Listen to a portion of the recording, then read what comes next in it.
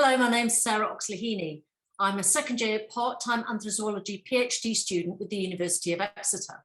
Today, I would like to discuss a few ideas about categorising cats that are suspected of being abandoned from my anthrozoological master's dissertation, which I completed with the University of Exeter in 2019. Please notice Phoenix, an abandonment survivor, on my shoulder in the slide.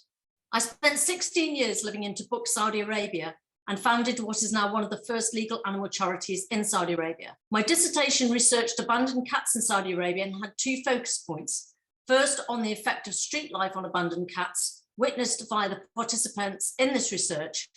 And secondly, the reasons for abandonment given to and perceived by research participants. Qualitative data collection was used in the research. Two semi-structured face-to-face interviews were conducted with veterinarians who were involved in cat rescue within KSA, and coded thematic analysis was conducted of rescue groups' social media posts on Instagram and Facebook.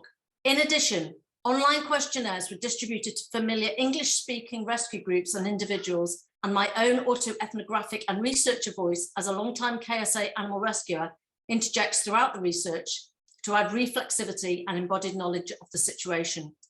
Today, I'll be presenting a few thoughts regarding identifying abandoned cats and the fluidity of cats' lives that are arguably unconsidered when traditionally categorising cats.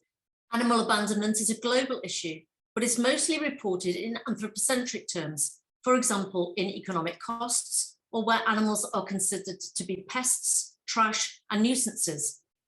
Reports are often made on numbers of cats as collectives that pose problems, and cats are rarely seen as individuals in such reports. In designing and conducting the project, two difficulties became apparent. First, cats are unable to apprise us of their biography and as to whether they were in fact abandoned. Although there may be clues such as collars, demeanour or breed type, this is not an infallible method of identifying a cat as having been abandoned, lost or street-born. This research revealed that cats may be abandoned while bearing physical identifiers that they are or have been cared for. For example, in addition to those identifiers just mentioned, cats in KSA are often shaved with a lion cut, where the head, tail tip, feet are left unshaved, giving the impression of the cat resembling a mini lion. However, a trip to the groomers may be a surreptitious way of abandoning a cat, as they may remain uncollected for the groomer to then rehome, sell, or abandon in the street. Furthermore, a cat's personality does not reveal their biography. Encountering a friendly cat does not necessarily mean that they have been abandoned. Conversely, encountering a cat that rejects or avoids human contact does not mean that they have not experienced life in a home.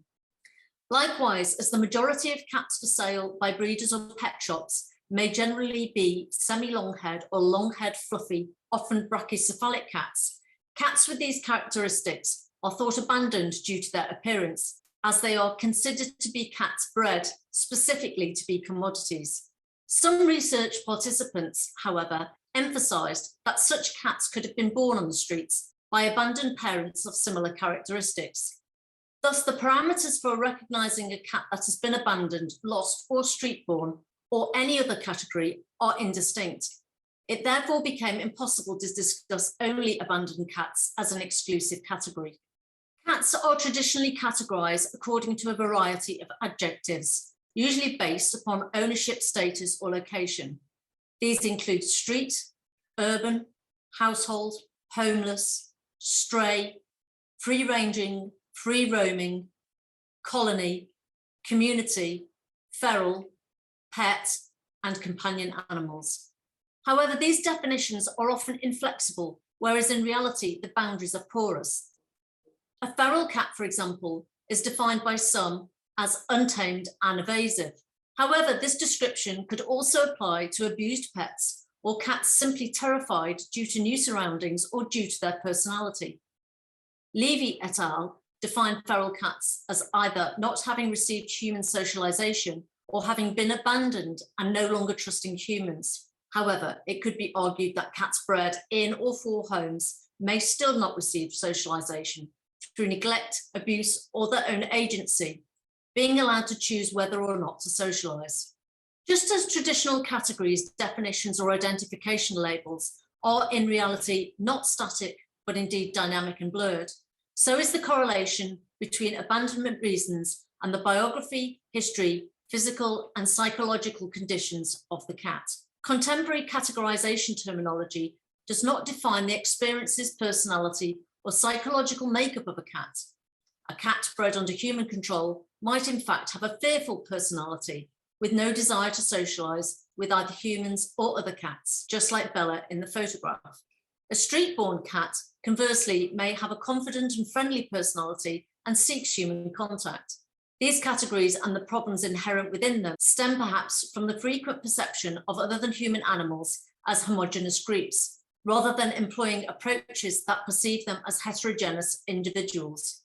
By reframing and centering animals as individuals, as more than species, we can begin to recognize them as individuals with personalities, needs and wants, no longer confining them to the margins of research, and begin to rethink the underthought, perhaps negligent categories with which we tar them. As mentioned, traditional categorizations are often based on cat characteristics or ownership status, not on intrinsic value. There have been some attempts to change that, but such categorizations are still focused on the human side of the interspecies relationship, as seen in the designations fur baby or companion cats. Furthermore, collective static definitions are based on a state of human dependency. For example, stray cats are described by Clancy et al. As formerly owned cats that have been separated from their owners, with Farnworth et al. Describing stray and companion cats being human dependent, while feral cats being non-dependent. Dynamic change has no role in these definitions. Cat-human relationships can change due to a variety of factors, possibly due to injury or disease, abandonment, or even cat agency, and life resists static definitions.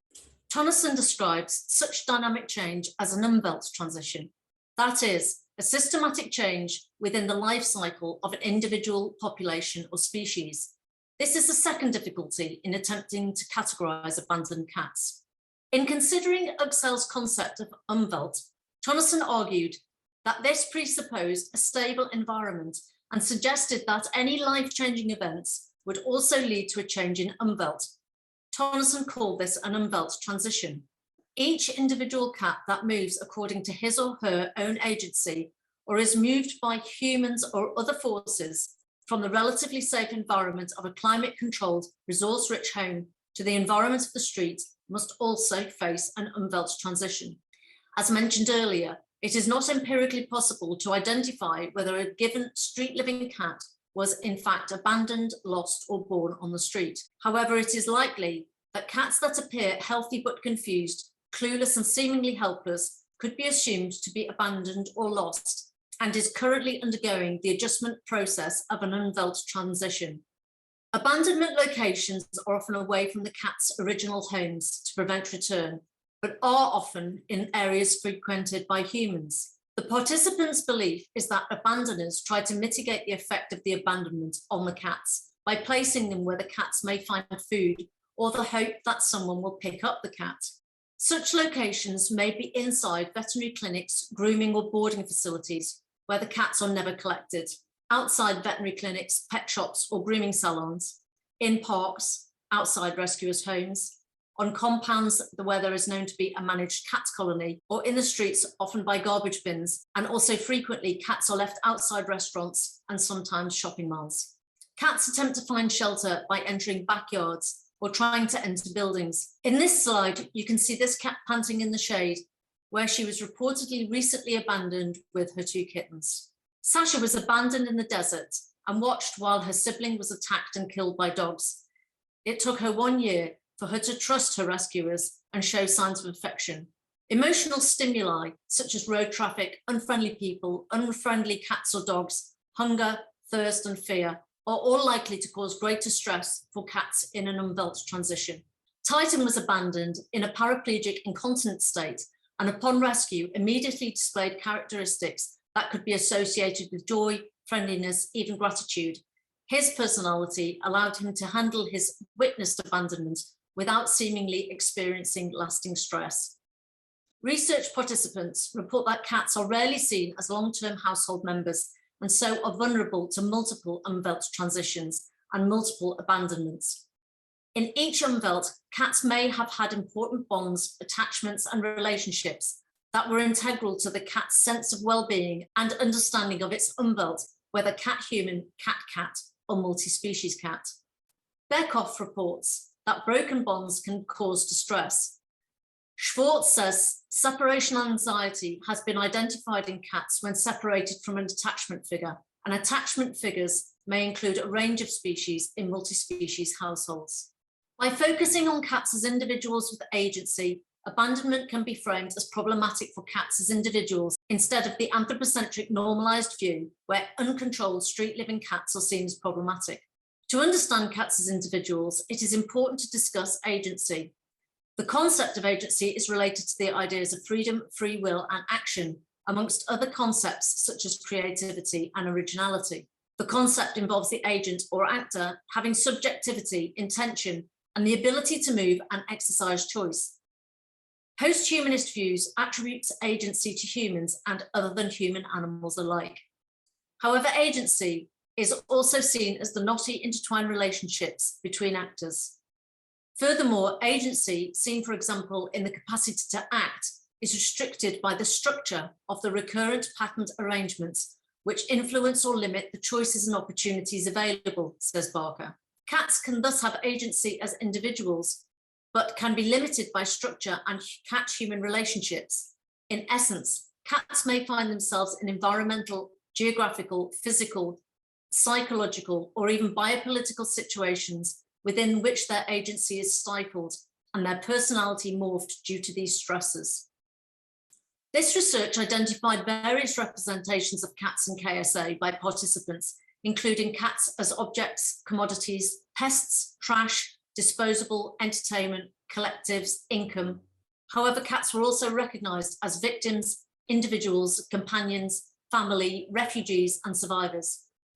In reality, any cat that is or becomes a street-living cat may have been, currently be, or become any one or more of those categories. What do cat research participants gain or lose from unknowingly participating in this research? Well, it attempts to give them a voice, both from professionals, i.e. vet interviewees, and non-professionals but experienced, i.e. rescuers and individuals, witness testimonies, in order to challenge the practice of abandonment and raise awareness of abandoned and street-living cat survival struggles. As Lynn states, animals cannot organise and challenge the practice for themselves. They require human interlocutors to speak and act in their interests. Furthermore, by recognising cats as individuals, a new cosmopolitan, compassionate humano-cat relationship may be developed. Van Doren also suggests that knowing more draws us into new kinds of relationships and, as a result, new accountabilities to others. Throughout my research and animal rescue reality, I have found myself frustrated by the normalised practice of categorising cats without considering these aspects I have mentioned. The need to reframe other than human animals as having ethical significance and to resist and remove easily applied homogeneous labels is evident.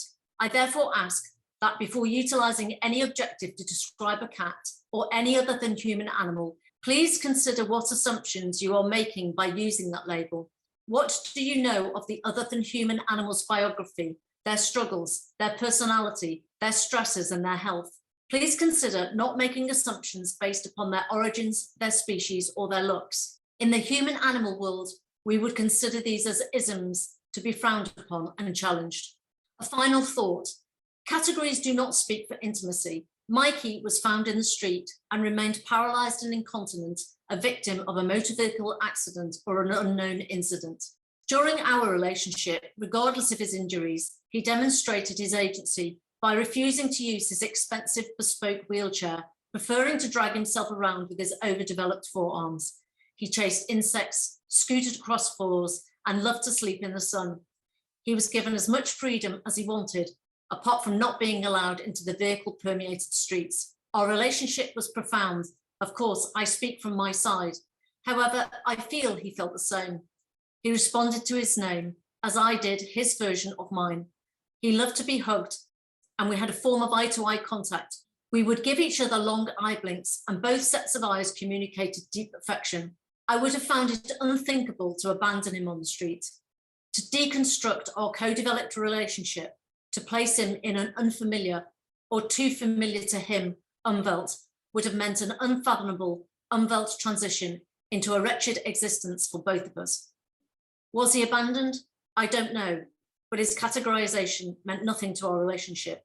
What does matter to cats like Mikey is the witnessed suffering this research shows is meted upon street living cats, arguably especially those that need to negotiate an umwelt transition forced upon cats through abandonment.